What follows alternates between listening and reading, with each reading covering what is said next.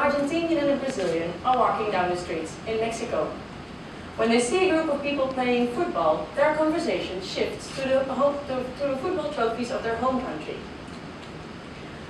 A Mexican player overhears a conversation, comes up to them and asks, "Who do you think is the best football player in the world?" Keep this situation in mind. I'll get back to it later. My name is Karen. I'm Dutch.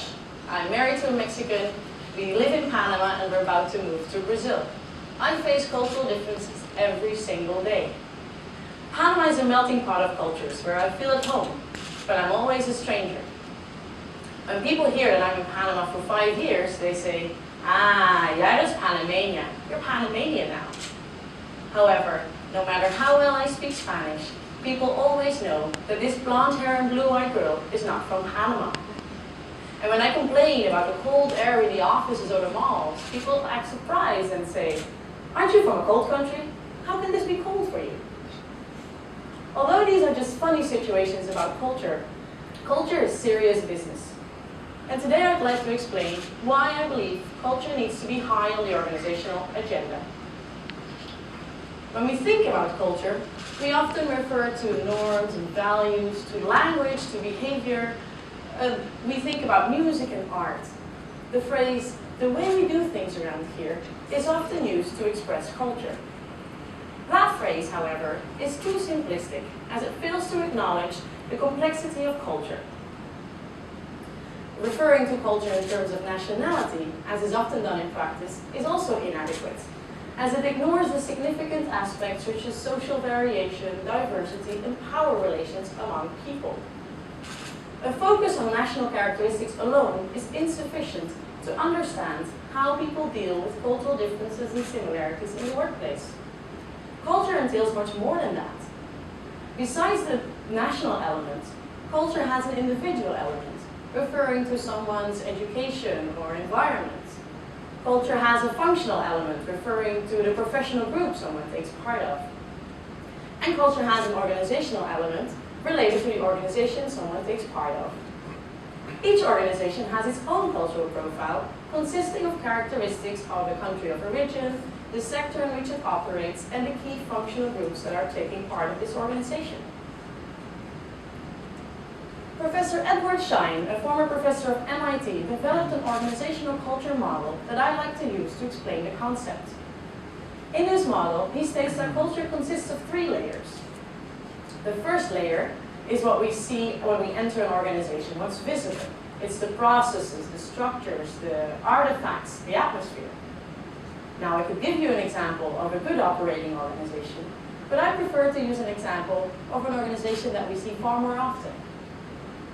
Picture yourself this organization that where you enter has gray wallpaper, it smells like dust, people are wearing gray suits, it's a slow-moving atmosphere. At the second level of culture, we could say backstage, we find ideologies, rationalizations, the values of an organization. Now, following our example, that could be something along the lines of, we don't need to change. And at the deepest level of our organizational culture, we find the basic underlying assumptions, the core beliefs of the organization. Now, following our example, that will be something along the lines of, this is the way the founders did it, it works, that's the way we still do it today. Now, believing that every organization has its own culture, I think that when organizations come together, when organizations merge, for example, or in a project organization, we need to focus on culture. Because this is the moment that cultures might clash or they can overlap. This is where we need to place culture high on the organizational agenda. Culture complexity has often resulted in failures, in delays, and in conflicts among people in organizations. A prime example is found in the merger between Chrysler and Daimler-Benz. In this merger of equals, it was known that the management styles of both companies might create a hurdle in collaboration. So it was decided to avoid a culture clash that both companies could maintain their own management style, although they were operating as one organization. That strategy didn't last for long. Daimler-Benz counts with a management style that is top-down centered, very focused on respect and authority, as you can see in the logo. The Chrysler logo also reflects the management style in that company, which is more consensus-seeking, team-oriented, and it has an egalitarian approach toward hierarchy. Although it was decided that both groups could maintain their management styles, this created hindrances in collaboration. And that had a tremendous financial impact on the outcome of the collaboration. When Daimler bought Chrysler in 1989, it spent $38 billion. But when Chrysler was sold in 2007, it was bought for like $7.4 billion. That's a fifth of the original price. So this example shows that culture needs to be high on the agenda when we develop a collaborative relationship. Now, would you still wonder why you should bother about culture? Allow me to underscore that when we understand cultural dynamics of the other party, we'll be less frustrated when we encounter unfamiliar behavior in the organization. And when we understand culture, we understand that groups can be different. And we understand why it's so difficult to change them.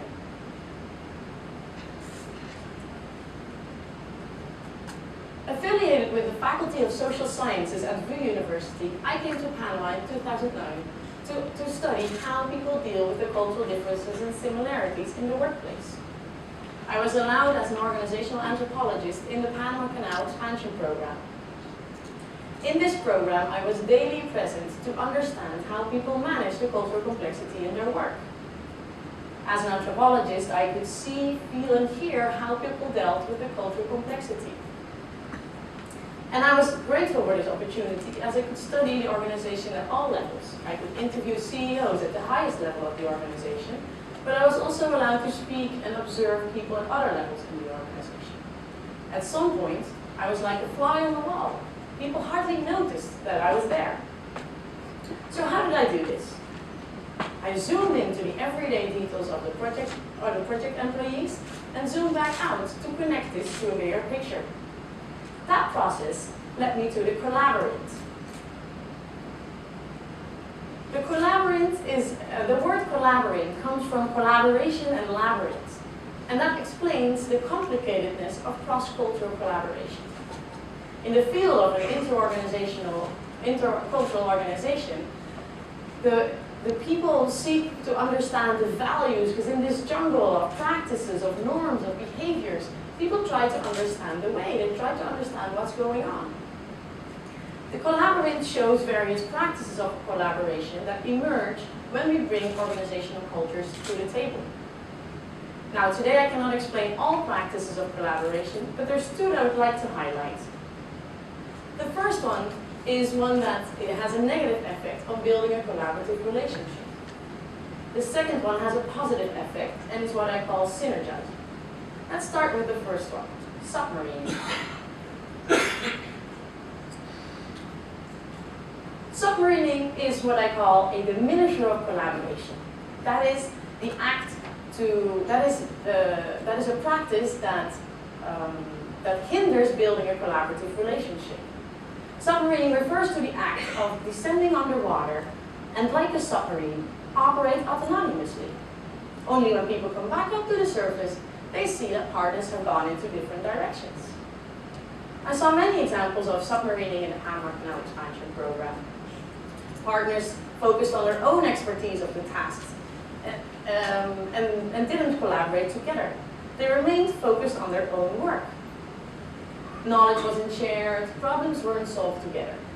People focused on their own portion of the work, on the interest of their home organization, and a shared commitment between the partners was hardly there. This negatively affected the collaboration between the partners, and tensions amongst them increased. A good example of submarining is found in marking boundaries between us versus them, where people talked about one group and the other. And they often used nationalities to do so, or stereotypes like the Spaniards take long lunches, or the Italians bring their espresso machine to the office. And they actually do. Discussing the teams in separate groups creates a canal amongst them. This tendency between us versus them only leads to fragmentation. believe we can avoid submarine, think of it as curing a football injury. If we ignore it, it goes from bad to worse. But if we treat it immediately, it heals fast. Place culture high on the organization agenda. Support common ground between people. Act accordingly, and that way collaboration can enhance. Now let's move to the other practice I would like to discuss, synergizing. Please raise your hand if you've ever been on a sailboat.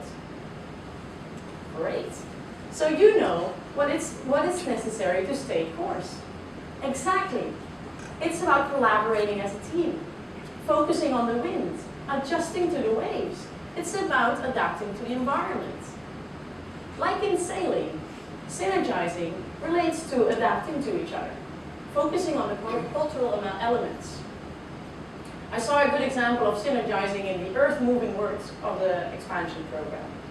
Company A came to Panama to collaborate with Company B in moving earth from one place to the other. Company A was used to focus on efficiency, so their supervisors were hammering on seconds, but all they received from the operators of Company B was resistance. Now, Company A decided to take a step back, to adjust, to take an overview of the situation, and then seek for another method to enhance efficiency. One day they invited all operators to the head office, and together they discussed a better method of improving the works, of building on efficiency. The next day the operators told me they felt honored to come to the office. And Company A told me they saw a more proactive work attitude. All hands are on deck now. Aiming at a positive spiral in collaboration and synergizing, people can adapt to the environment, they can adjust, they want to learn from each other. Like in sailing, it's important to adapt, to focus, to identify and recognize the cultural elements, and work together for a positive ride. If we don't, the boat sinks. Explaining cultural dynamics at work, the Collabyrinth illustrates both diminishers and amplifiers of collaboration. In the workplace, I think we can support people by understanding culture, by placing culture on the agenda, act accordingly, and reduce cultural clashes. Now let's go back to the question about the important football player in the world. Being in Mexico, the Argentinian and Brazilian could either submarine and say that Maradona and Pele are the best players in the world. Or they could synergize and agree that both players are really good, each in its own style at its own time. My husband would always say that Hugo Sanchez is the best football player in the world. Culture is everywhere. We find it in music, we find it in art, we find it in the way we do dishes, the way we drive, the way we deal with people, and football. We find it everywhere. If we want to build collaborative undertakings together, if we want to build colorful, beautiful projects together, we'll have to place culture high on the agenda. It needs serious attention. In the end, knowing we're culturally different makes us equal. Thank you very much.